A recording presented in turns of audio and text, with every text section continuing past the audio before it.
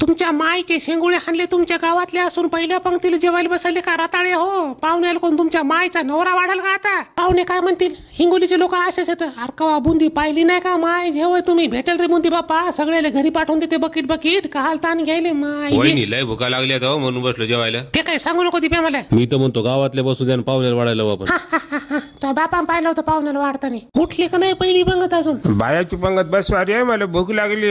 हे काळ्या मावने आटपा म्हणा पटकन. अरे सांगून थकलो मी पण उठच न लय वराड पाहिली मायची, पण असं वराड गावाच पाहिलं नाही. का पहिल्या पंक्तीला स्वयंपाक संपवतात काय? का 12 दिवसाची भुकेले पाहुणे होते का बाबा माईचे? ये पहिली पंगत उठली, आता आपण जेवायला बसणार.